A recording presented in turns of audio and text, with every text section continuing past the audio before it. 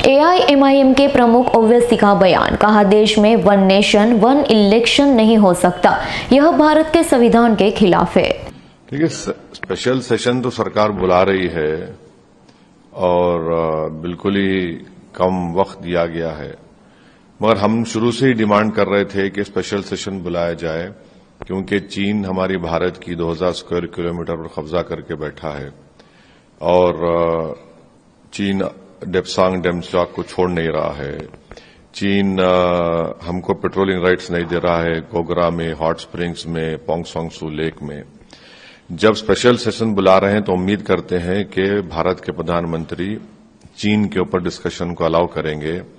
दूसरा, हम भारत सरकार से, मोदी सरकार से इस बात का डिमांड करते हैं कि रोहिणी कमीशन ने अपनी रिपोर्ट दे दी है तो वो फौरन 50% जो रिजर्वेशन की लिमिट है उसको ब्रीच करें और पार्लियामेंट में स्पेशल सेशन में एक बिल लेकर आएं ताकि हम वो 50% की लिमिट को ब्रीच कर सकें।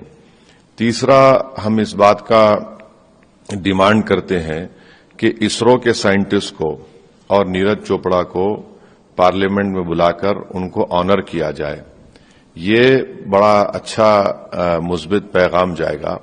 और चौथी बात यह है कि जो मीडिया में ये सवाल उठ रहा है कि क्या वन नेशन वन इलेक्शन होगा, ये नहीं हो सकता है। ये भारत के संविधान के खिलाफ होगा, क्योंकि फेडरलिज्म भारत के संविधान के बेसिक स्ट्रक्चर का हिस्सा है।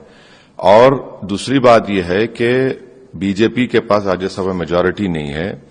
तीसरी बात उसमें यह निकलेगी कि बहुत से अपोजिशन रूल्ड स्टेट्स हैं जो इस बात को कबूल नहीं करेंगे, क्योंकि कर्नाटक में हालिया इलेक्शन हुआ, क्यों दूसरे स्टेट्स करेंगे। तो वन नेशन वन इलेक्शन मेरे लगता है कि अनकॉन्स्टिट्यूशनल होगा, फेडरलिज्म के खिलाफ होगा, वो बेसिक स्ट्रक्चर का हिस्सा है।